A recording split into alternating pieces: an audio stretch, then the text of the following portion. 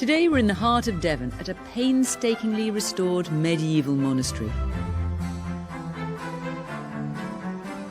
And surrounding the abbey are spectacular gardens, also based on medieval designs, with plants used for centuries for food, medicine, and just for pleasure. Welcome to Buckfast Abbey, home to wonderful gardens, beautiful buildings, and today, the Antiques Roadshow. Around the gardens today, our experts are picking out their favourite gems. So, what's coming up? Well, these are the most glamorous knuckle dusters I've ever seen. We won't store them in the cardboard box with a tea towel over it. I hope not. No. This was thought to be an illegal piece of silver. Can we not scrub those marks off again? And I rather think it looks like the expert. Oh, you vicious beast! What?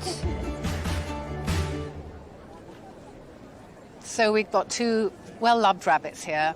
Do tell me how you got them and why. Yes, I've been collecting Beatrix Potter for the last 30 years. And who paid for these? I paid £300 for the Peter Rabbit with the velvet on, and I paid £200 with the Peter Rabbit with the fur And that was on. online? It was, yes. So, Yeah.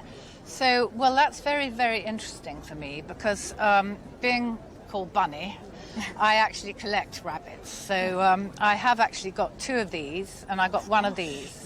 So start with this one. He's about 1905 with a steif button and lovely boot button eyes, as you can see, and his original slippers.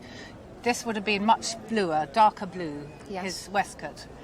And so he would be worth in the region, I think you said you paid £300. So yes. we're talking, you've done very well. 400 for him. Yes. Maybe 500 on a good day. And then we've got an older one, and these were incredibly rare. Steiff only made very few of them with lamb's wool covering, 1903 onwards. This one has got a button with a Steiff mark on it. Yes. And the early ones of 1903 were a blank button. Right. So this is probably about 1904. He's got the remains of a little slipper, so well done you spotting it. Yes. Because not everybody would spot a Peter Rabbit, a white rabbit. Yes, well, that's right, yes. You paid 200 for him. Yes.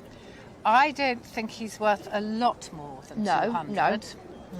But if he had all lamb's wool, Yes. and he was in good condition, have you any idea what he'd be worth? No, not at all. Between £9,000 and £10,000. Really? But it just shows how condition is so Yes. important. So he should have a voice. Can I try? Yes, please. Yes, you're right. You are worth a lot of money if you were in better condition.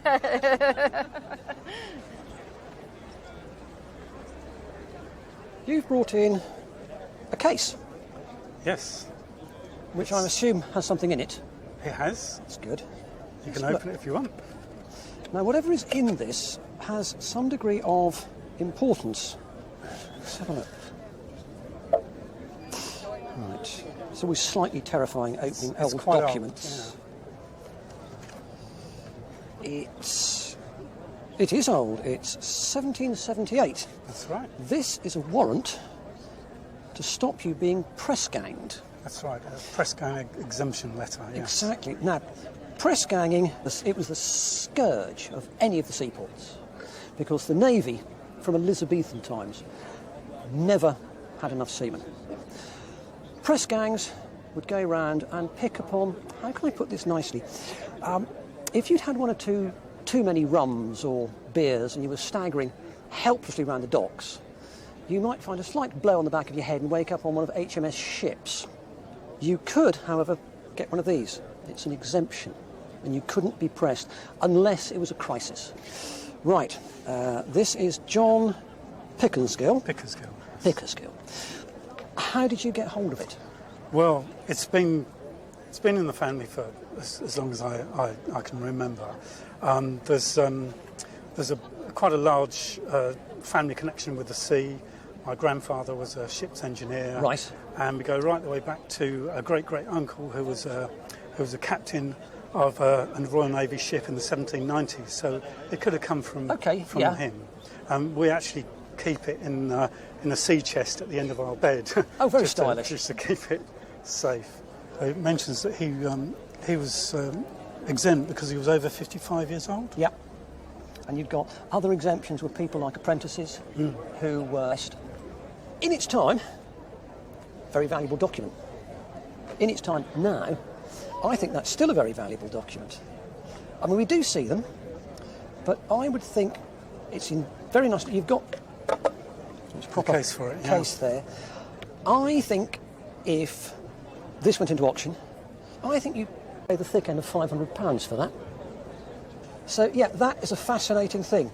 So back in its tea chest. Thank you very much. Unless, of course, you're going around the docks, in which case, carry it with you. Don't get press gang.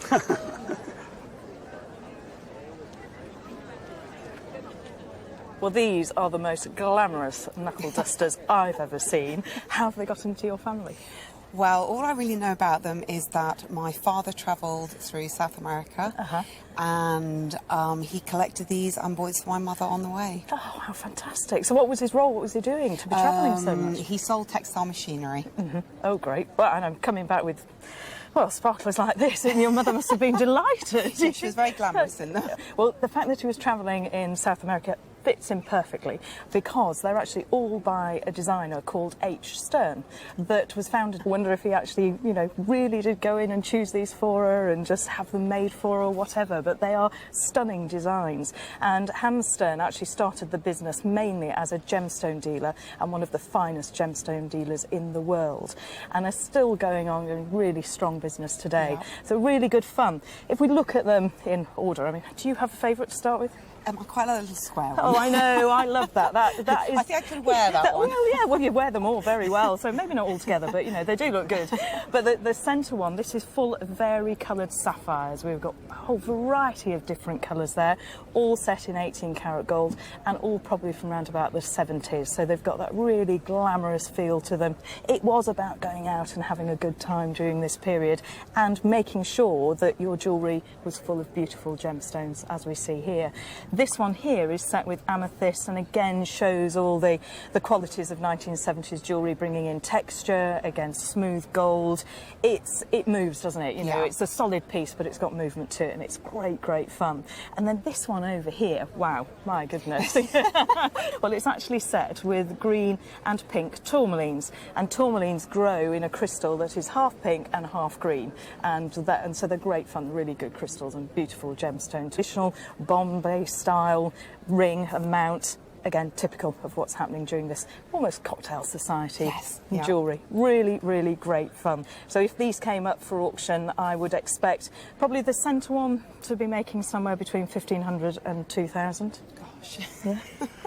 That's all right, isn't it? Yeah. This one here, again, similar amount, 1,500 to 2,000, but there's something just really stunning about this one over here. And certainly from a design point of view, I'd be putting that one at around about the £2,000 to £3,000 mark at all. Gosh. Brother. Oh, brother, fabulous. Really good, stunning rings. They're going to rise in value, and I just think you can never stop smiling when you see something like this. So really, thank you very much for bringing them in. Thank you.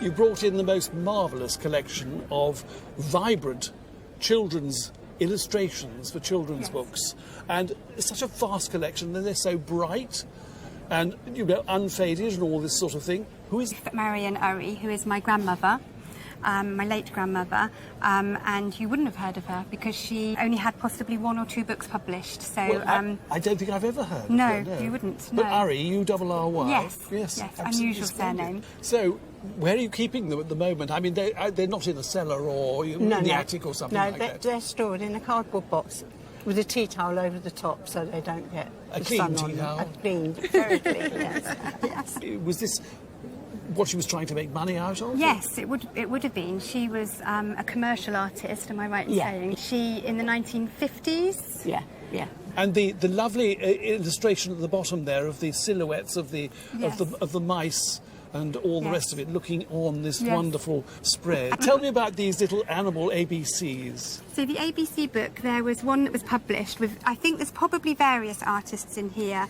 Her book, they asked her to change some of them. Because they didn't like some of the animals that she used. This one here, which is an ABC. This is her book, but it is an actual mock-up. It's a mock-up, These are all original drawings. They're her original drawings, yes. So what do we got? Here's P for prawn. Patsy Prawn swims about, up and down, in and out. Watch her as she flashes by, a whiskery ghost with a beady... That was rejected, and they did P for penguin instead. Well, yes, I suppose it's black and white. The great thing about them is we look back at them now, 60, 70 years later, and we look back and we say 1950s. Absolutely. This is what they are. Yeah.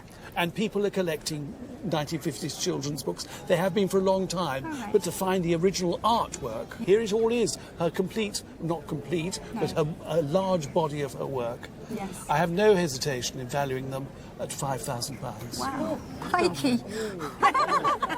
Guard them carefully. Wow. I will, yes. And I'll buy safe. We won't store them in the cardboard box with a tea towel over it. I hope not. No. Really, really overwhelmed and pleased that they're worth up to £5,000 to a collector, and a collector could be interested in my grandma's work. They'll obviously never be sold. They'll always be in the family with us. You've got here a pretty spectacular looking silver gilt dish. Where did you get it from? I brought it online, actually, yes. Sort of dabbled a little bit with silver and things, and this was one of the things that came up. And I've had it now for 4 to 6 months. If we turn it over, it's got crosses right through them. Do you know why they've got that? I don't. Hopefully you're going to tell me. It's got a date letter F for 1761. So clearly this has been altered from an original piece. And it's gone to the London Assay Office and been put in front of the Antique Plate Committee, which is the adjudicating body that makes opinions officially on all things of a suspect nature. Right.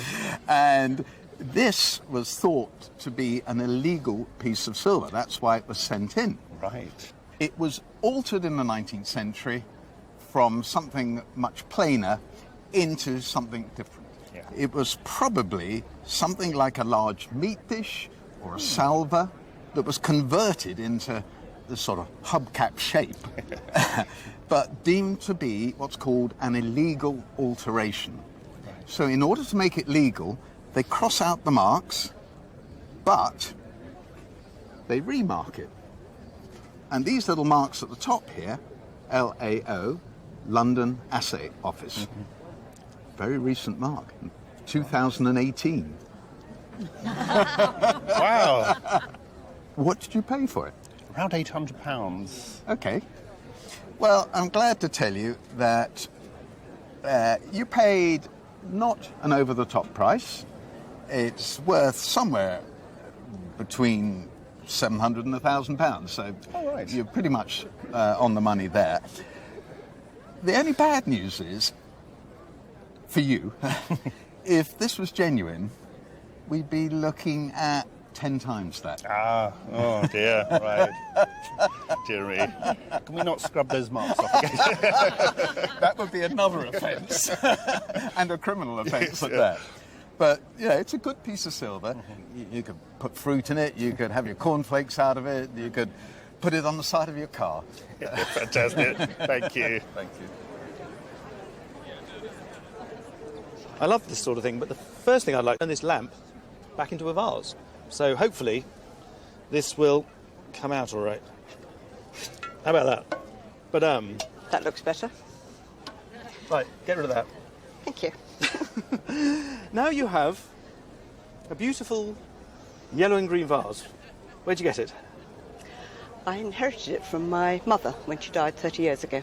Uh-huh. Died about 10 years previous to that.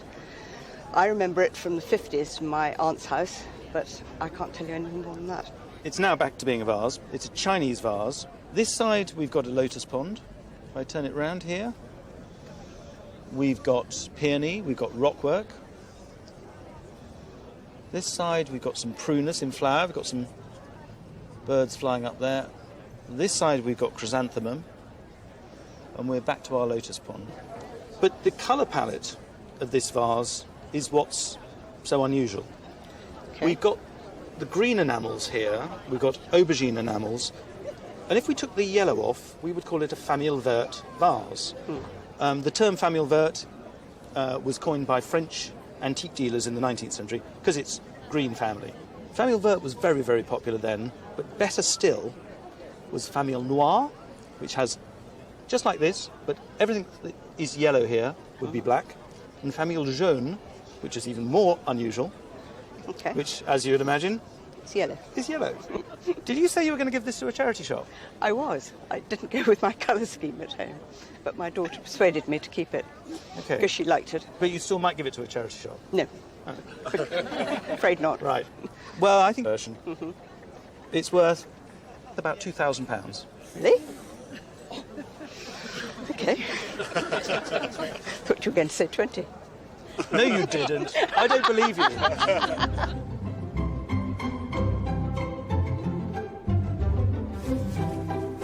I've come down to the Oval Garden, a bit of a distance from our visitors over there. And as you can see, I've slipped into something a little bit more comfortable. And it's because of this antique smoker used in beekeeping. And the reason I've got it, the reason I'm in this get-up, is that beekeeping has been taking place here at Buckfast Abbey since the medieval period. And there are still 30 hives here today. And Buckfast is famous for beekeeping and bee breeding. So I'm heading to the hives to find out more. Claire, hello. You're the head beekeeper here. Hi. So tell me about the hives. This is Danny. This is basically one big family, and so we tend to give them a collective name. So inside this colony we might have 10,000 bees, and all the bees have got the same name. So this is the hive of Danny. So asthma, and so they moved him onto the bees. Now, Brother Adam went all around the world, didn't he, in pursuit of the perfect bee, or how to create the perfect bee. Yeah, he believed by selective breeding that he could create a good commercial bee, which was resistant to disease, a good honey producer, gentle, basically a good commercial bee. And did it work? At the time, the Buckfast bee was very successful. He was very, very popular, and Brother Adam received an OBE. These are Devon mongrels. They are a little less productive than the Buckfast bee, but they're more robust and probably a little bit more self-sufficient. They're still very gentle, and I think they're a good bee. Well, the proof of the pudding is in the eating, and I would love to try some of this honey. I have some over here. Great. Right. So this is comb honey. It's from the spring trees, so it's a much darker colour. It tastes absolutely delicious, and minerals from the soil, so it's a real full-bodied taste.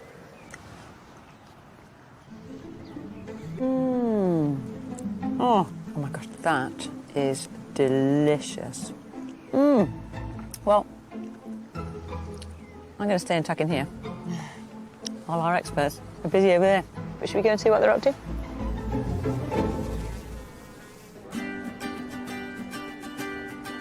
Do you reckon the painters captured the family likeness? What do you think?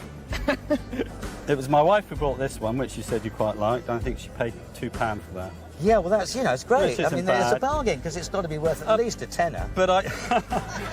And the fact it was cracked, you weren't bothered? No, because I'm a big fan of William de Morgan plates. Your dad paid £400 and something. He's doubled your money. So Okay. it's £800-ish because of the damage. Well, what an amazing little piece of tree you brought me in today. Do you have any idea what it is? Absolutely no idea at all.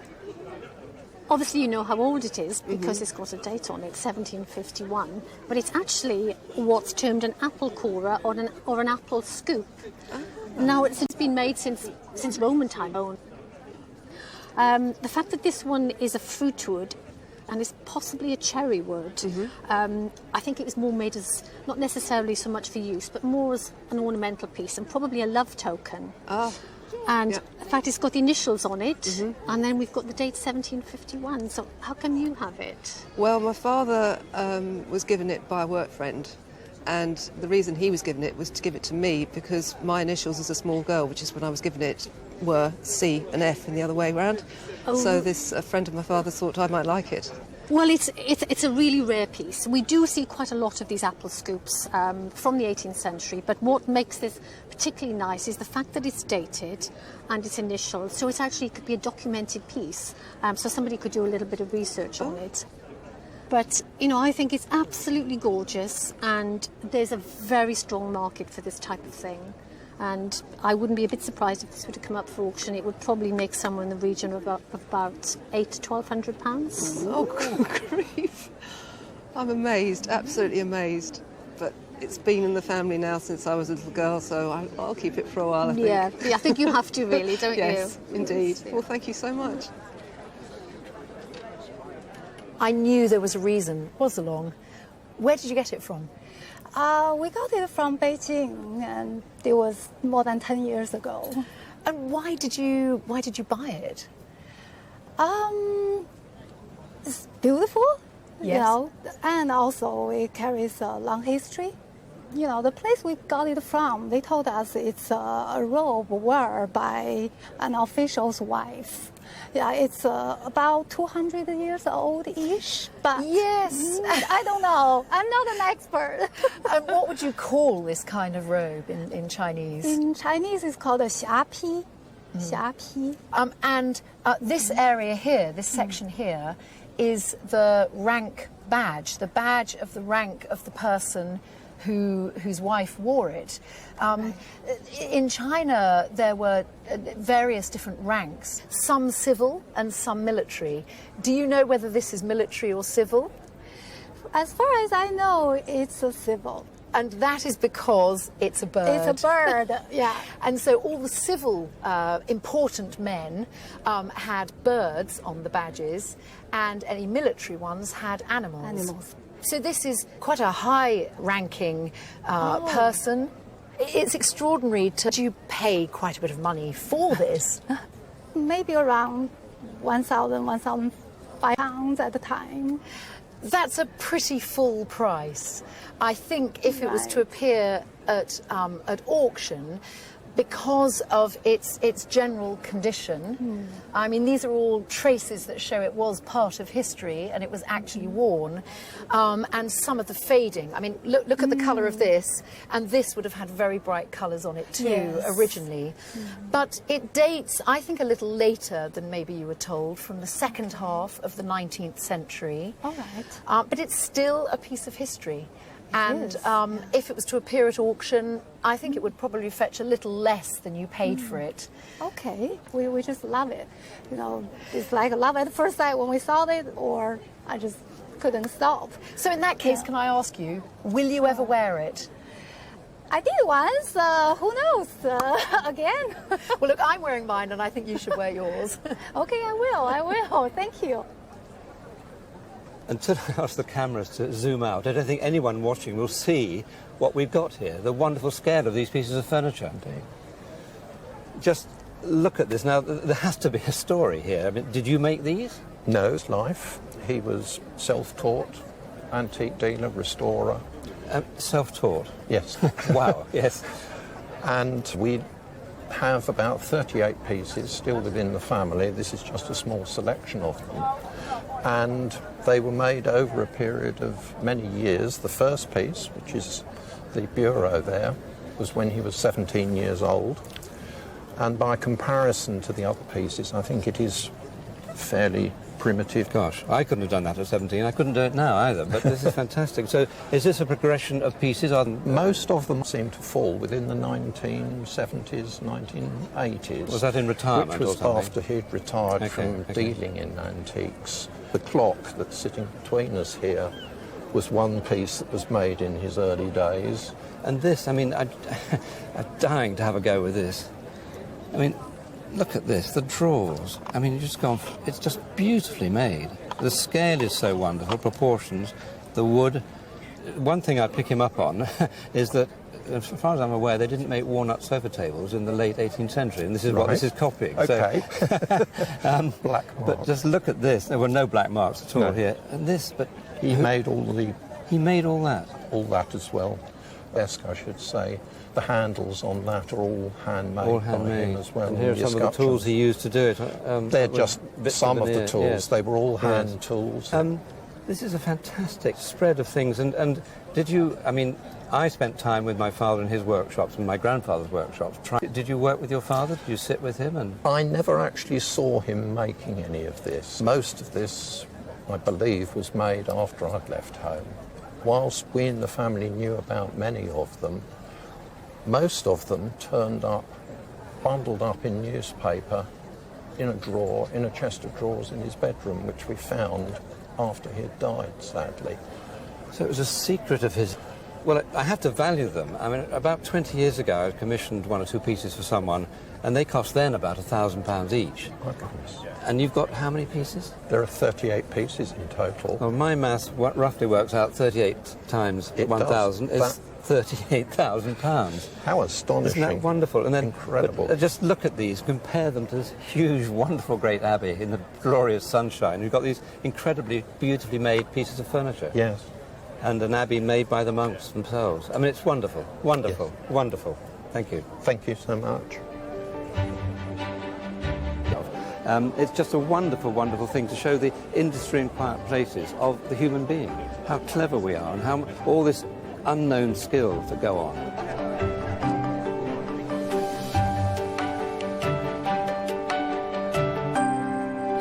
Are you ready for our challenge this week? It is basic, better, best. Alistair, you brought along 3 clocks, which are, of course, your speciality. One is basic, so worth less than all the others. One is better, and then the real humdinger is the best. And our challenge is to work out which is which. So, Alistair, talk to us about the clocks. Well, basically, Fiona and I brought together 3 clocks that could be classed as a mantle clock or a desk clock. They were designed to be in a domestic situation, could be in the focal point of a room, a study, or a desk. So these are the 3 here. And what ages are we talking about? Well, these 2 at the end are early 19th century, so Regency, and the one in the centre is 1960s, 1970s, so generally referred as mid-century clocks. And what are the values we're dicing with today? Well, one of these clocks is worth £2,000. One of the clocks is worth £4,000, and then the best clock is worth £12,000. So what should we be looking at? Take them one by one. Well, if we start with the one that you have there, this is 1820s, made by a clockmaker called Weeks, Thomas Weeks. Talk to me about that extraordinary looking thing there. This is mid-century, made by the famous watch house Jaeger-LeCoultre, or Jaeger-LeCoultre as they like to be known as. And this has got a skeletonized baguette movement. It's basically a wristwatch elongated into a skeletonized design. Okay.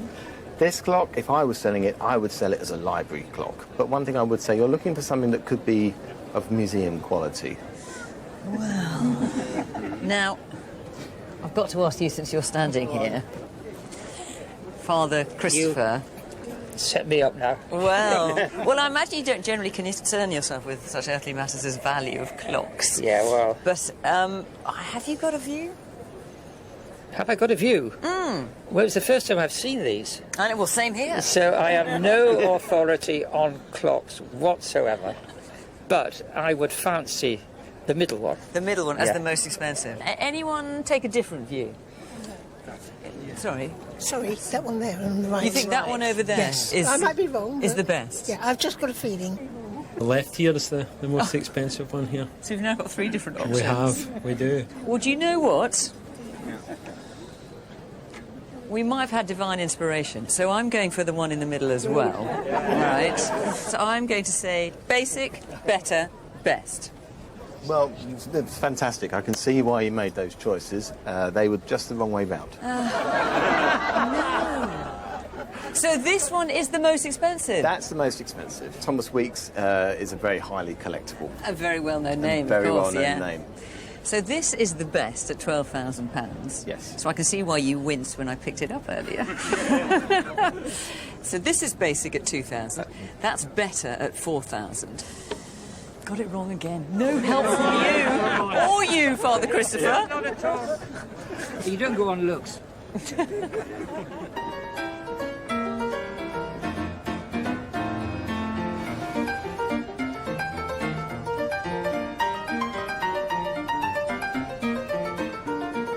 It's not every day that I come down to Devon and record a local piece of glass. So, presumably you've bought it? Yes, yeah, I bought it on an online auction. Had it for a couple of years now. Like the look of it, quite quirky. So did you go looking for it? So you know this is Frank Thrower for Dartington. Frank Thrower was an extraordinary designer. This is him, 1968, the second year of Dartington in operation, and it's called the Ugly Face Vase. I mean, it's so wacky, and they're quite rare, actually. So how much do you stump up for her? £80. £80? And I suspect, what, you saw this as a mirror image of yourself, did you? No offence taken. Well, they're not common, and the reason they're not common is they didn't sell very well, because they are so quirky, and they're kind of ugly. So I'm delighted to tell you that your £80 that you splashed is actually on something that's worth probably 200 quid at auction. But I remain convinced that all it needs now is a little goatee coming down here, because I think you bought it because it looks just like you. Yeah. And I rather think it looks like the experts. Oh, you vicious beast! So 2 glorious diamond rings glinting in the sunshine.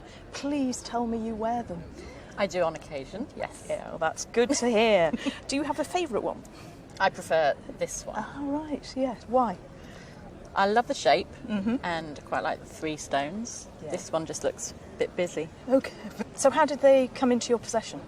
My great-grandfather was in the Seychelles 1920 to 24, and then he moved to Malawi, and at some point he got these stones from South Africa and had them set, but that's all I know. Well, they certainly look to me as though they're very European settings, so they're probably been made in either Paris or London, because they're very fine quality settings, as we can see, with particularly the one that you really like here, the delicacy of the mount around the edge, the way the diamonds have been set, is really very pretty. And this one here, to get the geometry, I mean, you say you think it's a bit fussy, but actually to be able to get that to balance in the way that it has done is real attention to detail. So carat-wise, I mean, this one, obviously, you've got bigger stones here, and maybe that's why you're drawn to it. So The total amount of carats that we have here is, each one's about 70 points, so just over 3/4 of a carat for each stone.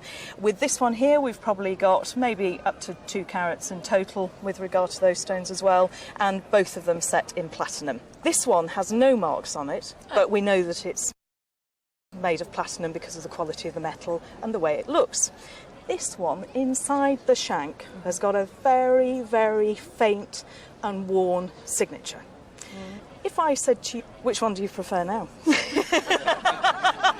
think I might not wear that one.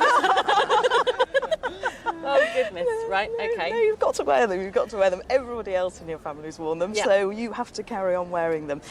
Cartier is one of those very, very famous names. Important designers from the late 19th century all the way through to the early part of the 20th century. So, of course, we've put values on pieces. This one here, with perhaps more carat weight in it, value-wise, at auction, £2,000 to £3,000. Yeah. That's OK. That's OK. It's all right, isn't it? Bearable. This one here, less carat weight, better maker, value of £4,000 to £6,000. OK. All right. OK. You still prefer that one? I've got 2 hands. It's a close call now, isn't it? Yeah.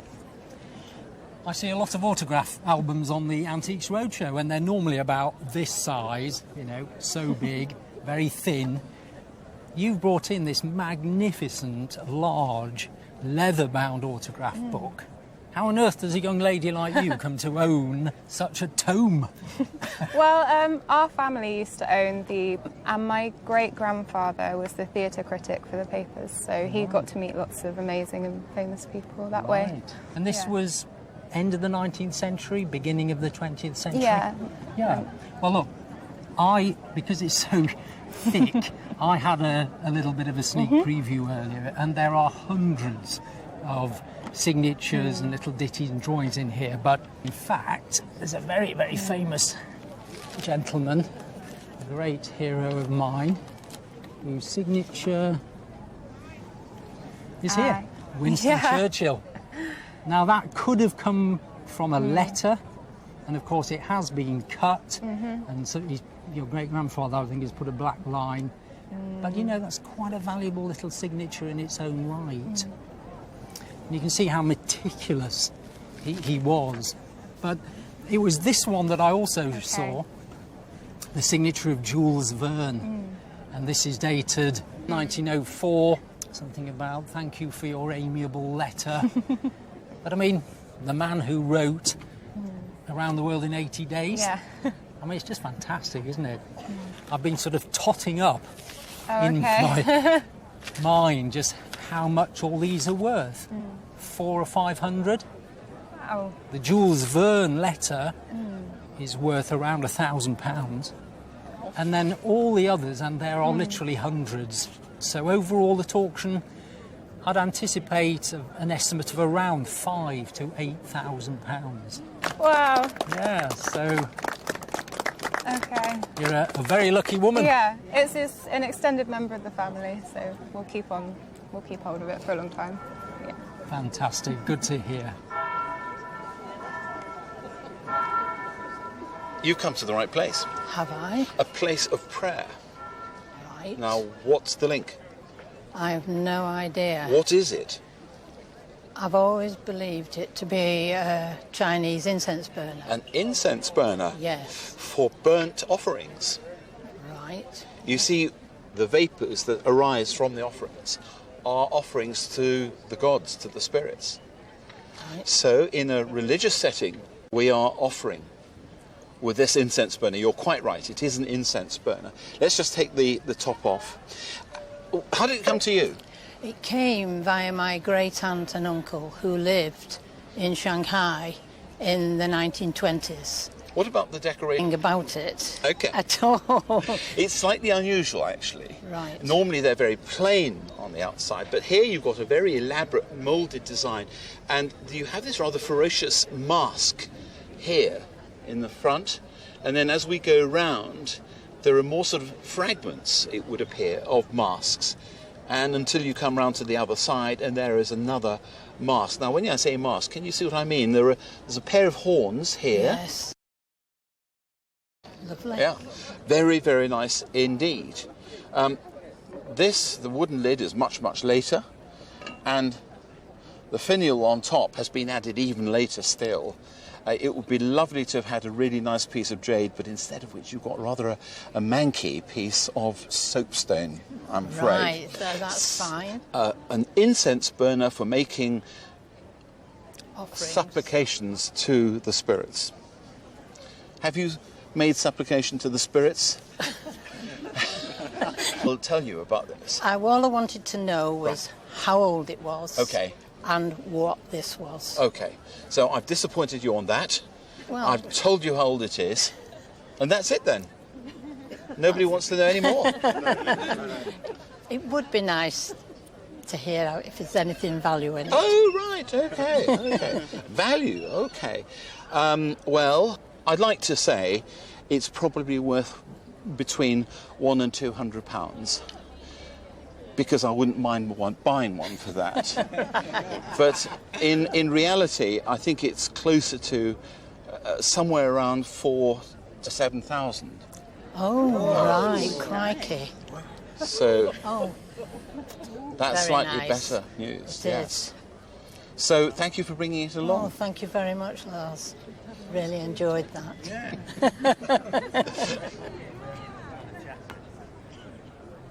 The wonderful scene of peace and tranquility of this lovely Benedictine Abbey couldn't be more different from these two pictures and medals that you brought today.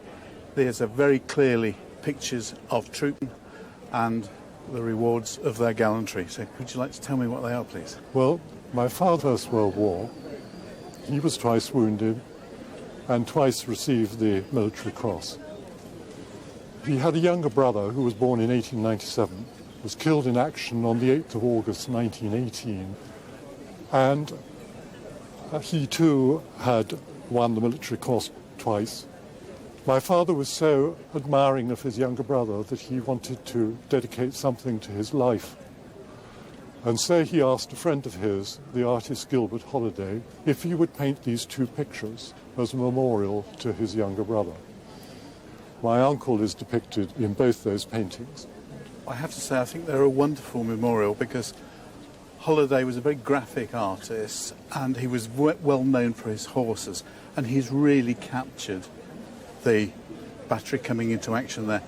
The second one is so fantastic because he's giving directions and they were firing as quickly as they could. Two great pictures here. I've got two other wonderful pictures here, and I'm guessing these are the two brothers. My uncle in your right hand and my father in your left hand.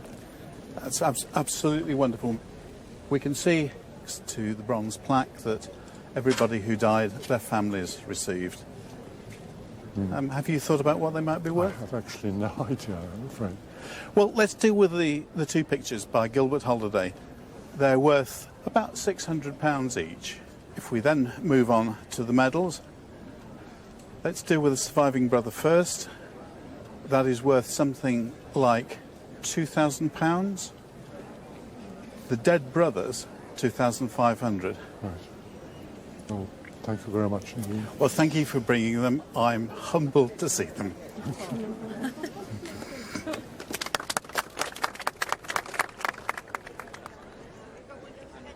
So this has the look of a very familiar little car. Yes. I could Definitely even sing the has. song. Can you? I can, but Come on then. I'll spare you. Chitty Chitty Bang Bang, of course. Yes, that's minus right. the wings. Yep. But fallen on hard times by the looks of things.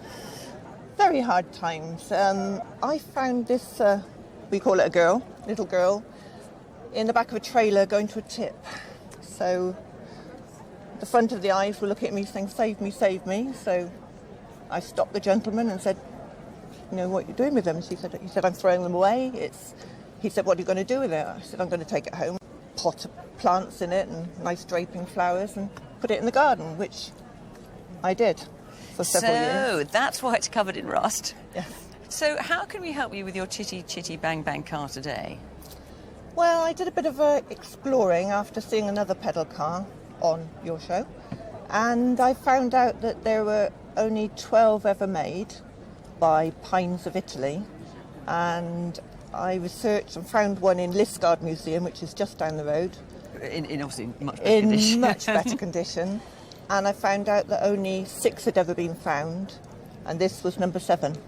So what are your hopes for this car? Are they a holiday in Barbados or a cream tea? Probably a cream tea. I think you've got a conundrum, because I've talked to our specialist about it. As it is, in its slightly sad condition, £100, £200. Oh, right. Oh, well, that's better than a cream tea, isn't it? That could be a meal out. In mint condition, yes, £1,000. Wow. Gosh. To restore it to mint condition, yeah, about £1,000. Yeah, I know. I have a cream tea and think about it. That sounds like a good Any plan. offers? I'll join you.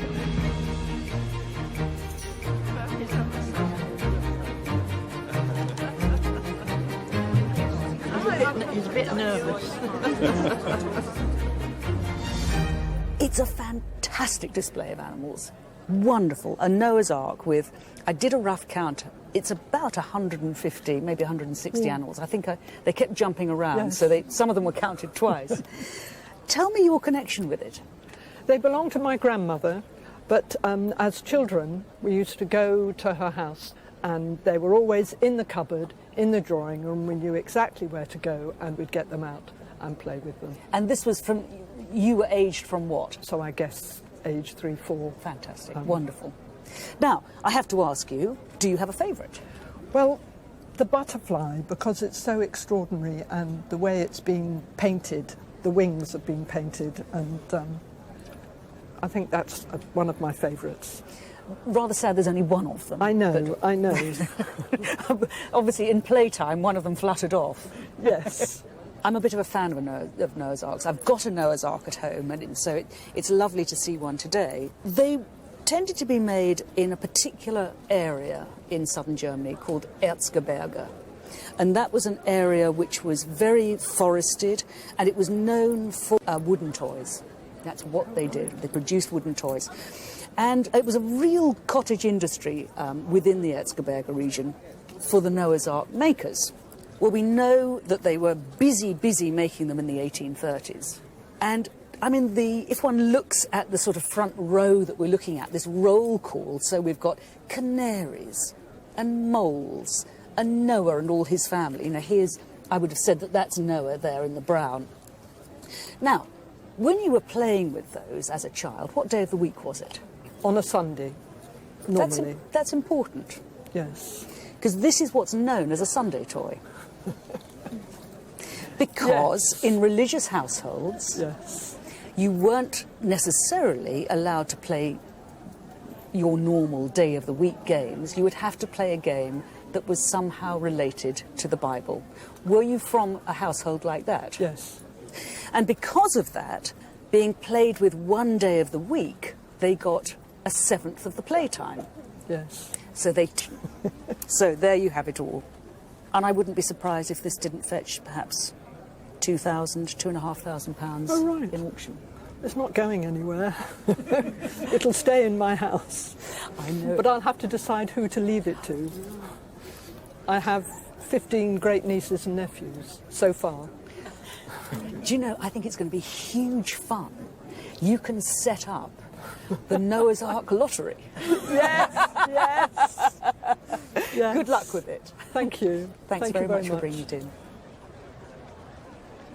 Whichever way you look at it, these are quality pedigree items. They're beautiful, colourful and bold. So tell me a little bit more about them. Where have they come from? The tiara, I believe, came down from my grandmother's side, my father's mother, and the emerald brooch from my mother's side. We were always called the emerald brooch the ones with the Russian emeralds. But whether they are Russian or not, I have no idea, or whether it refers to the piece of jewellery, I have no idea. So maybe you could let me know a little bit more about... I'm going to come to that second, actually. I'm just going to want to talk about the tiara first. Was this worn regularly? I would say regularly.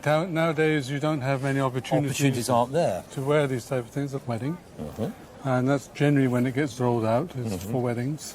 Well, there once was a time when tiaras were worn for occasions, social occasions, and they really were the perfect vehicle for showing off that this was a substantial family. It would have an important diamond hairpiece, gave someone that extra bit of height, gave them the presentation. It was the obligatory jewel. And the date of this is very typical. This kind of graduated fringe like that, we can date that to about 1890, 1895. The brooch at the bottom. Now, you asked a question. First of all, you seem to know what the stones are. You do, don't you? Well, I assume they're emeralds. They are emeralds, but my goodness me, they are extremely smart emeralds. Emeralds, like everything, rubies and sapphires can come in all sorts of different colours and grades. The colour of these, and it's worth pointing out, is a very dark green uniformity. And I'm going to use a word, it's a very strong green saturation of colour. Now, you said to me, are they possibly Russian? Why did you think they might be Russian? Who told you that? I imagine one of the times we had it out, somebody was saying they looked like Russian emeralds. I think they're Russian emeralds. Dark, vibrant blue-green colour. These are perfectly matched emeralds. This brooch was made in about 1845. Now, the brooch itself is in a diamond almost like a cruciform shape, as you can see here. And although the tiara has got the, the explosive look of all the diamonds sparkling, actually, that is quintessentially more valuable. The diamonds in the tiara are not good quality. I'm going to take a slightly more careful view of that as far as value is concerned.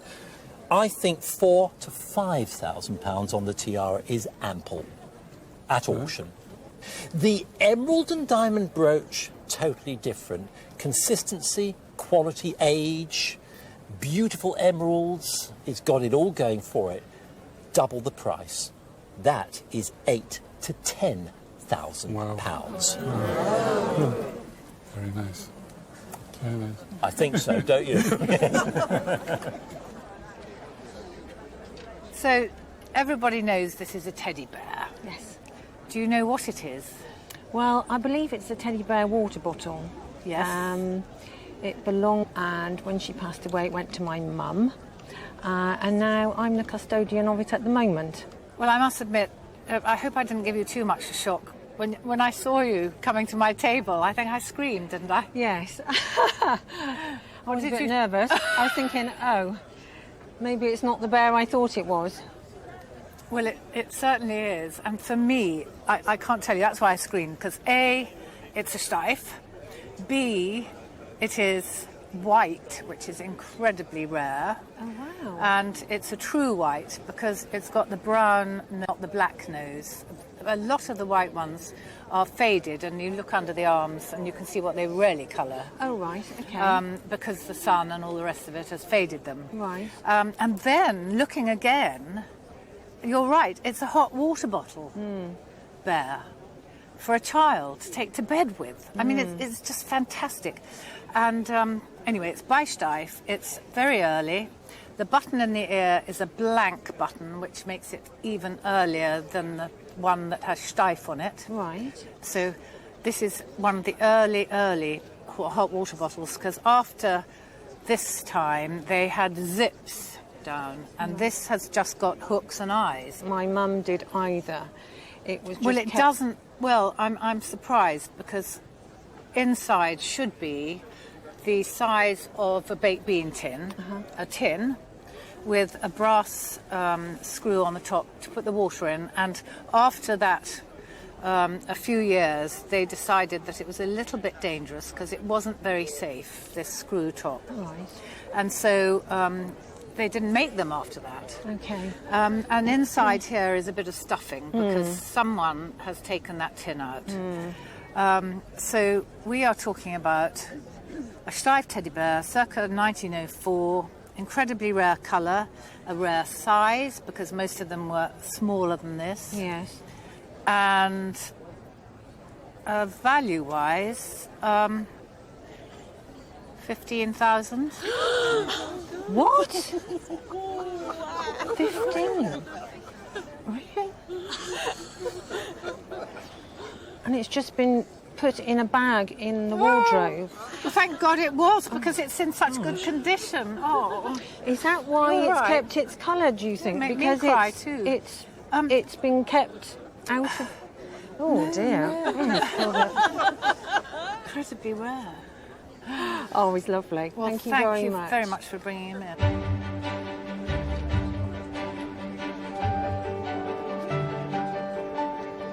Absolutely in shock. I just can't believe how much he's worth, and to find out so much information about him, to find out he's quite rare as well. It's just brilliant, absolutely brilliant.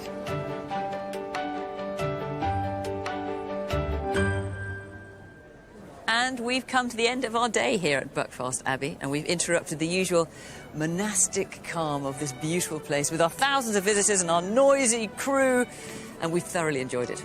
From the Antiques Roadshow team and the brothers, bye-bye.